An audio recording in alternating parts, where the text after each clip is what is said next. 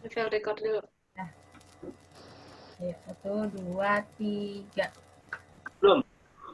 Assalamualaikum warahmatullahi Assalamualaikum warahmatullahi wabarakatuh. Kami dari kelompok 4 ingin mempresentasikan tentang Conceptual Framework for Financial Reporting yang beranggotakan saya Felicia Devini Siti Hawa dengan NIM 2019-12-11028.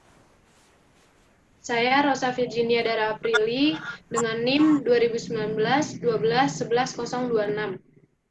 Saya Muhammad Tirta Giri dengan NIM 2019-12-11-038.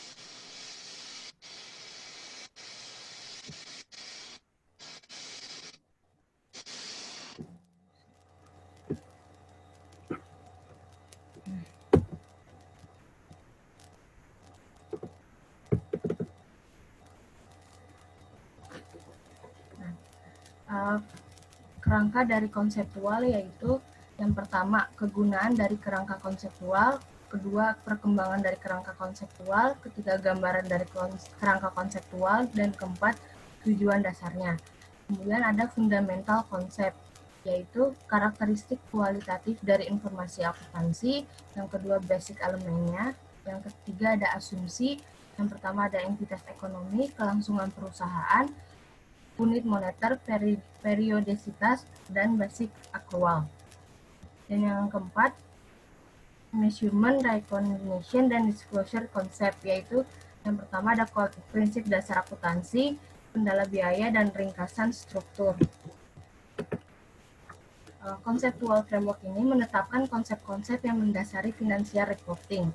Kegunaan dari conceptual framework yaitu peraturan dibuat harus membangun dan berhubungan dengan bentuk tubuh dari konsep. Yang kedua ada memungkinkan IASEB menerbitkan pernyataan lebih berguna dan konsisten dari waktu ke waktu. Kemudian development of conceptual framework yaitu IASEB dan FSEB bekerja pada sebuah proyek untuk mengembangkan kerangka konseptual umum. Yang kedua, kerangka akan membangun keberadaan kerangka IASEB dan FSEB. Yang ketiga, proyek telah mengidentifikasi tujuan financial reporting, chapter 1, dan karakter kualitatif yang berguna untuk keputusan dari financial reporting informasi.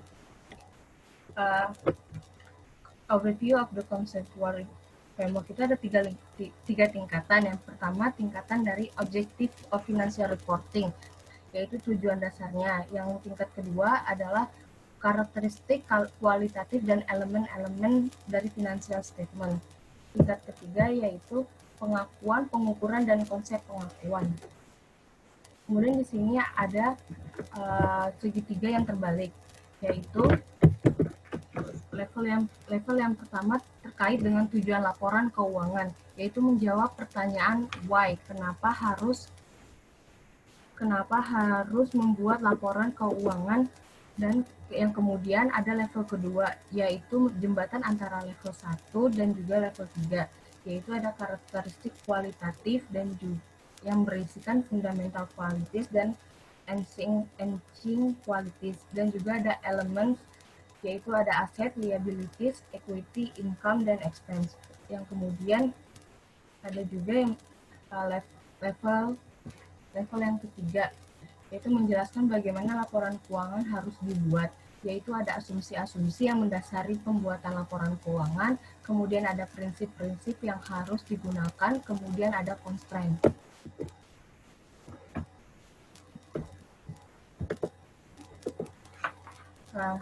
Basic objective, yaitu to provide financial information about the reporting entity that is useful to present and potential equity investor, lenders, and other creditors in making decision in their capacity as capital providers. Yang tujuannya tersebut dicapai dengan cara menerbitkan general purpose financial statement. Yang kedua, user diasumsikan memiliki pengetahuan bisnis dan masalah akuntansi yang cukup untuk memahami informasi dan financial statement. Kualitatif karakteristik of accounting information, yaitu IASEB mengidentifikasi karakteristik kualitatif dari informasi keakuntansi yang membedakan yang lebih baik, lebih bermanfaat dari informasi yang kurang bermanfaat. kurang bermanfaat, informasi ditujukan untuk pengambilan keputusan. Kemudian di sini ada kualitatif karakteristik, yaitu kualitatif karakteristik itu dibagi menjadi dua, yaitu ada fundamental qualities dan juga enhancing qualities. Fundamental qualities itu di dalamnya ada relevance dan juga faithful representation. Dalam relevan ada ingredientsnya. Yang pertama predictive value, confirmatory value, dan materiality. Kemudian faithful representation ada completeness, neutrality, dan free from error. Kemudian ada enhancing qualities yang ada 4, yaitu comparability, verifiability, timeliness, dan understandability. Kemudian agar relevan, informasi akuntansi harus mampu membuat perbedaan dalam pengambilan keputusan. Relevance itu memiliki ingredient yang pertama predictive value, yaitu informasi keuangan memiliki nilai prediktif jika memiliki nilai sebagai masukan untuk proses prediksi yang digunakan oleh investor untuk membuat ekspektasi sendiri tentang masa depan. Yang kedua ada confirmatory value. Informasi yang relevan juga membantu pengguna mengonfirmasi atau mengoreksi ekspektasi sebelumnya. Yang ketiga ada materiality. Informasi bersifat material jika dihilangkan atau salah disajikan dapat mempengaruhi keputusan yang dibuat pengguna berdasarkan informasi keuangan yang dilaporkan.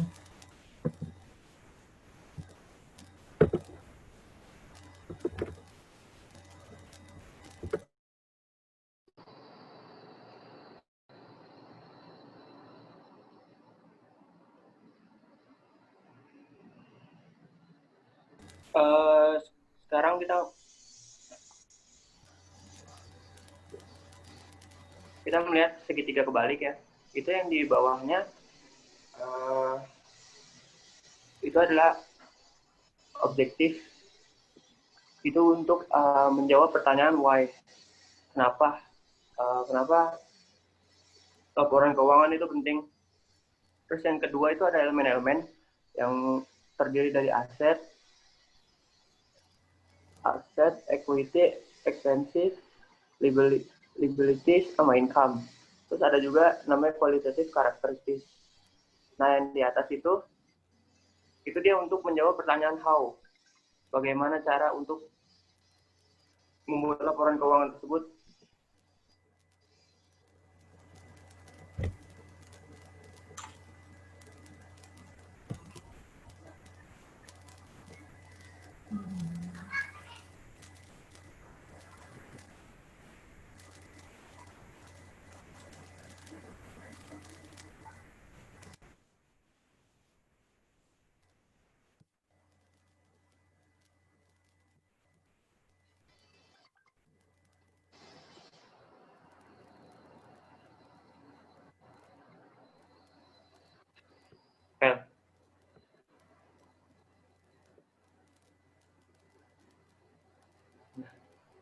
Nah, terus kita lanjut di kualitatif karakteristik.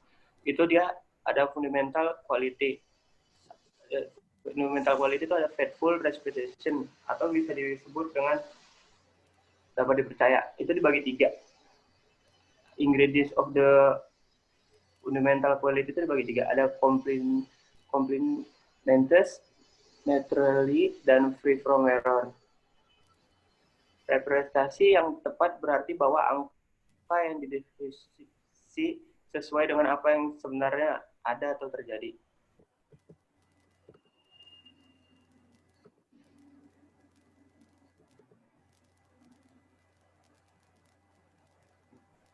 Kelengkapan berarti bahwa semua informasi yang diperlukan untuk representasi yang setia disediakan.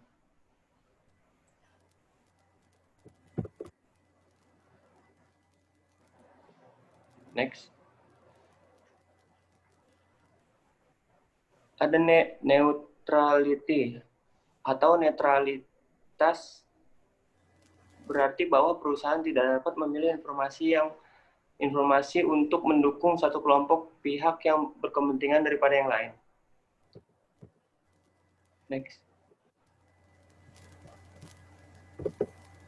Ada juga free from error. Item informasi yang bebas dari kesalahan akan menjadi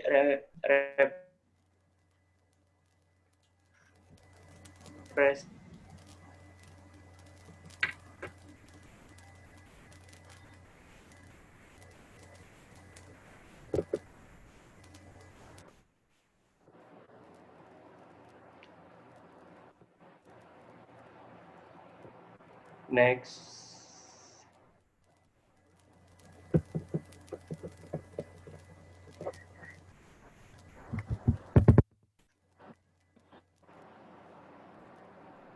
Terus kita ngomongin tentang comparability atau informasi yang diukur dan dilaporkan dengan cara yang sama untuk perusahaan yang berbeda dianggap dapat dibandingkan.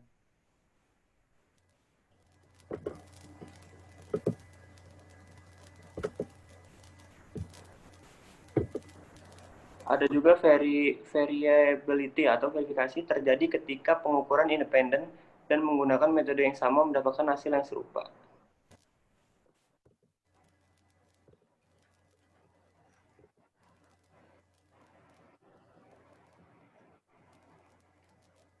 Ada timelines atau waktu yang bisa kita sebut waktu. Ketepatan waktu berarti memiliki informasi yang tersedia bagi para pembuat keputusan sebelum kehilangan kapasitasnya untuk mempengaruhi keputusan.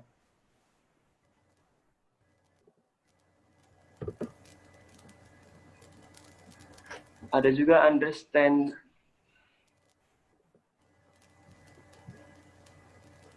understandability. Dapat dipahami adalah kualitas informasi yang memungkinkan pengguna yang cukup mengetahui melihat signifikansinya.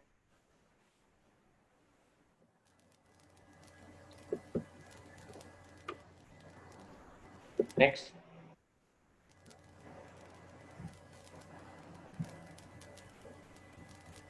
Ada juga elemen of financial statement. Itu dia dibagi 4, ada aset, liability, equity, income, sama expense. Aset yang pertama itu sumber daya yang dikendalikan oleh entitas sebagai akibat dari peristiwa masa lalu dan manfaat ekonomi masa depan diharapkan mengalir ke entitas.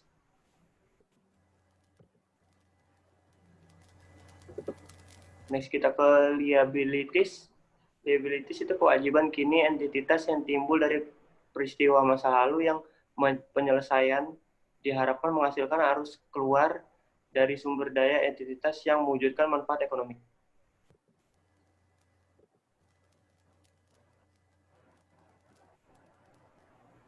Equity itu adalah hak sisa aset entitas setelah dikurangi semua kewajibannya.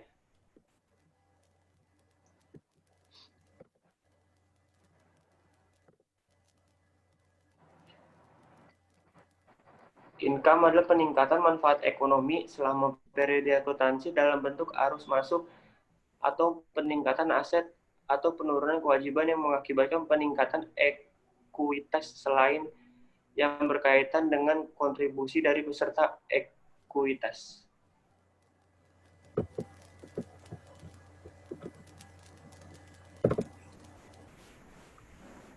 Kita lanjut ke expense. Expense itu penurunan manfaat ekonomi selama periode akuntansi dalam bentuk keluar atau penipisan aset atau timbulnya kewajiban yang mengakibatkan penurunan ekuitas selain yang berkaitan dengan distribusi kepada peserta ekuitas.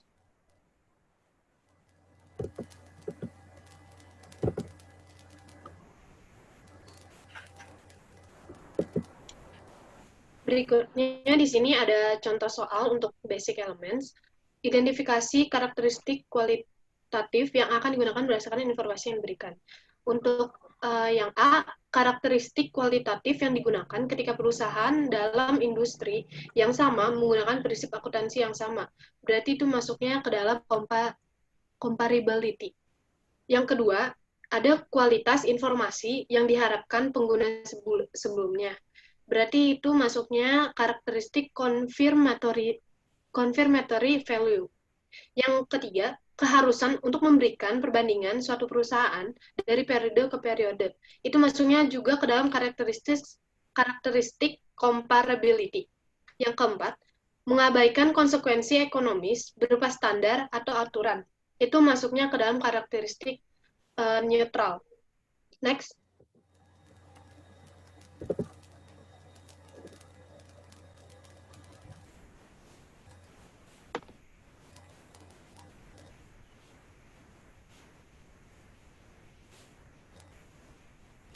Yang kelima, membutuhkan kesepakatan yang tinggi antara individu-individu pada pengukuran tertentu. Itu masuknya ke verifiability. Yang keenam, nilai prediksi adalah unsur dasar dari kualitas informasi. Itu masuknya ke dalam faithful representation. Lalu, yang ketujuh, 4 karakteristik kualitatif yang meningkatkan relevansi dan representasi tepat.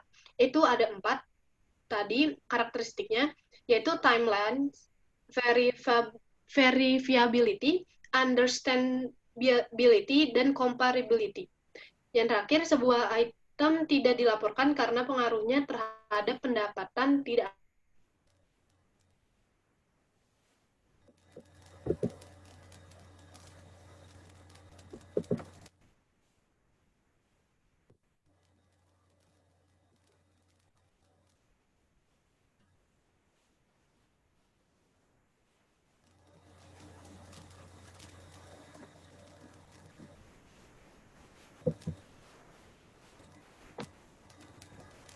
Lalu yang selanjutnya, ada kenetralan dan kelengkapan merupakan unsur dari kualitas dasar informasi akuransi. Itu masuknya ke dalam full representation. Lalu ada 2 dasar kualitas fundamental yang membuat informasi akuransi berguna untuk tujuan pengambilan keputusan. Itu masuknya ke dalam karakteristik relevance sama faithful representation. Lalu penerbitan laporan sementara adalah contoh dari bahan peningkatan timeliness. Next.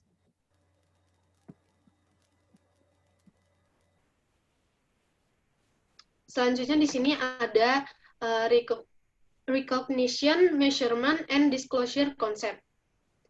Dibagi menjadi 4 lagi, ada asumsi, ada principle, dan constraint. Konsep-konsep ini menjelaskan bagaimana perusahaan harus mengenali, mengukur, dan melaporkan elemen keuangan dari setiap kejadian.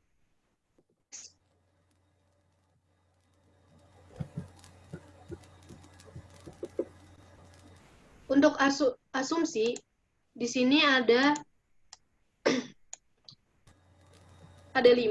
Yang pertama itu economic entity, yaitu perusahaan yang kegiatannya terpisah antara pemilik dan unit bisnisnya sendiri. Jadi kayak untuk pemilik sendiri itu dia tidak bisa mengambil keuntungan dari bisnisnya itu, dia nanti harus ada laporan tersendiri. Lalu ada going concern, di sini perusahaan mampu bertahan cukup lama untuk memenuhi tujuan dan komitmen. Jadi berdasarkan perjanjian, perusahaan itu dianggap mampu bertahan selamanya. Lalu ada monetary unit. Uang adalah yang paling mendominasi. Dalam akuntansi, harus menggunakan nilai uang sebagai penilai sesuatu. Yang selanjutnya ada periodicity, yaitu perusahaan dapat membagi kegiatan ekonomi ke dalam periode waktu. Contohnya periode waktunya itu bisa dalam 3 bulan atau 1 tahun, dengan tujuan untuk menghitung income dan expense. Yang selanjutnya ada accrual basis of accounting, yaitu transaksi dicatat dalam periode di mana peristiwa tersebut terjadi. Jadi ketika terjadi transaksi di saat itu, itu langsung dicatat. Misalnya, kita sudah melakukan jasa, tapi kita belum mendapatkan uang. Nah, itu tetap dicatat. Lalu di sini ada contoh-contoh untuk asumsi. Yang pertama, kegiatan ekonomi FedEx Corporation di Amerika Serikat terbagi menjadi periode 12 bulan untuk tujuan penerbitan laporan tahunan. Berarti itu masuknya ke dalam periodicity. Lalu ada total SA, tidak menyesuaikan jumlah pada laporan keuangannya untuk mengetahui dampak dari inflasi. Itu masuknya ke dalam monetary unit. Lalu ada Barclays, melaporkan klasifikasi lancar dan tidak lancar pada laporan posisi keuangan.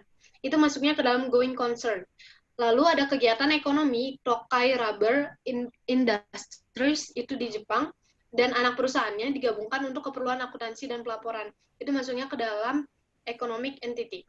Next.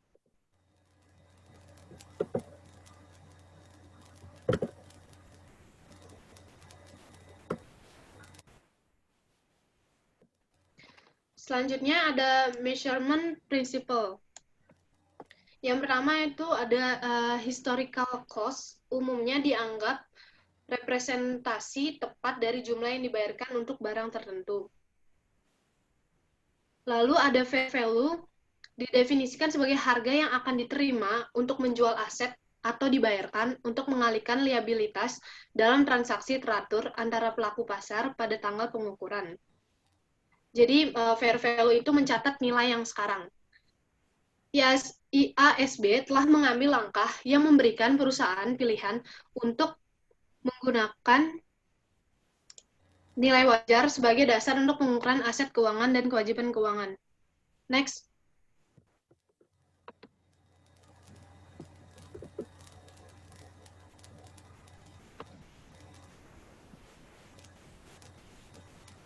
Di sini ada contoh dalam pengukuran.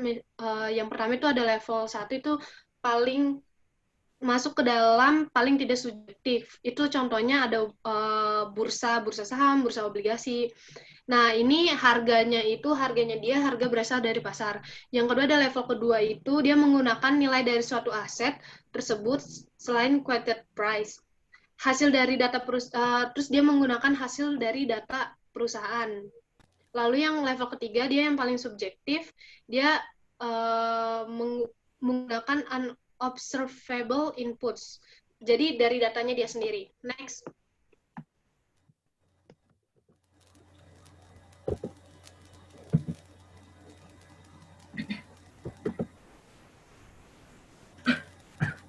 Revenue recognition. Ketika sebuah perusahaan setuju untuk memberikan layanan atau menjual produk kepada pelanggan, perusahaan tersebut memiliki performance obligation atau perjanjian yang mengharuskan perusahaan mengakui pendapatan dalam periode akuntansi di mana kewajiban pelaksanaan harus dipenuhi. Jadi, ini menjelaskan bagaimana pendapatan dapat diakui ketika perusahaan tadi sudah memenuhi kewajibannya yang sesuai direncanakan. Misalnya perusahaan tersebut menjual mobil, lalu sudah terjual nih mobilnya, baru itu bisa diakui untuk sudah mendapatkan pendapatan. Selanjutnya ada expense recognition, ada pengakuan biaya merupakan arus keluar atau pengurasan habis aset yang dapat menimbulkan kewajiban selama periode sebagai akibat dari memberikan atau menghasilkan barang dan atau penyerahan jasa.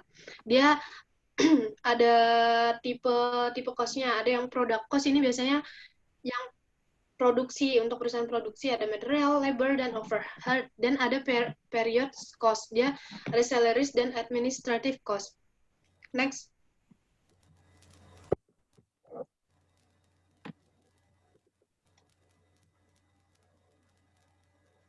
Lalu di sini ada full disclosure principle. Memberikan informasi yang cukup penting untuk mempengaruhi penilaian dan keputusan dari penggunaan yang terinformasi. Ini disediakan melalui 3, yaitu ada financial statement atau laporan keuangan, lalu ada notes to the financial statement atau catatan atas laporan keuangan, dan yang ketiga supplementary information atau informasi tambahan. Next.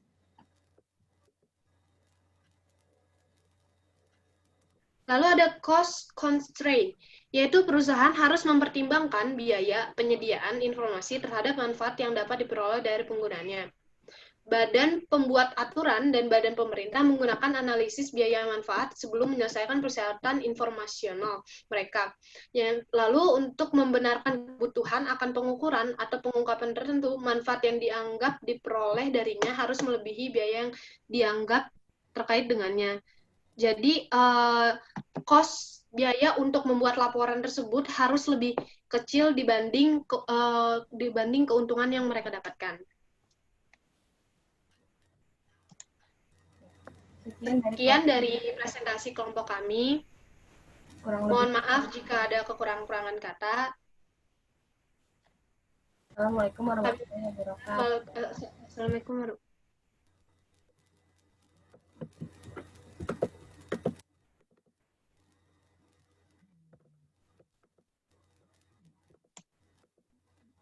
Udah, Vel. Coba lihat dulu. Iya, stop sharing. Udah nggak? Nah, terus tuh kenapa? Ke save-nya tuh ada muka kitanya nggak sih? Hah? Ke save-nya ada muka kitanya nggak? Iya, ada tadi gue klik gitu biar ada mukanya. Setiap mau ganti slide tuh mukanya hilang gitu loh. Aduh, ini udah ya, Cak? Stop recording ya berarti? Tuh gue nggak yakin. Udah. Bentar. Coba aja dilihat dulu, Vel, kayak gimana. Iya. Itu masih nge-record?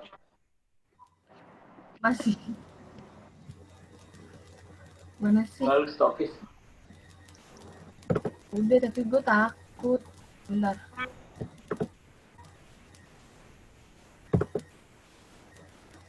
Pause dulu.